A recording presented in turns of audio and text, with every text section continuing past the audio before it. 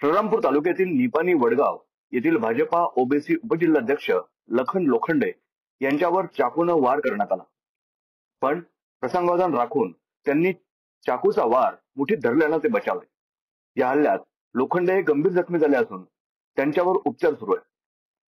लखन लोखंडे नेहमीप्रमाणे अशोकनगर रस्त्यावर चालले होते. त्यांना डबल चौकी येथे अज्ञात व्यक्तींनी अडवलं. लगेचच एकानं चाकूनं लोखंडे यांच्यावर हल्ला चढवला. त्यानं पोटाच्या दिशेनं चाकूचा वार करण्याचा प्रयत्न केला, पण हे लक्षात येताच लोखंडे यांनी चाकू मुठीत धरून प्रतिकार केला.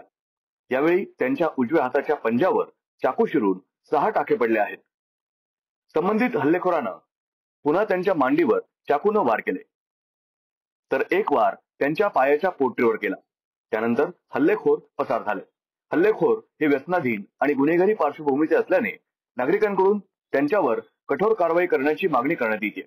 या प्रकरणी काल रात्री उशिरा शहर पोलीस ठाण्यात गुन्हा दाखल झालेला नव्हता. ब्युरो रिपोर्ट, न्यूज डेस्क, महानगराची लाईफलाईन, मेट्रो न्यूज, श्रीरामपूर.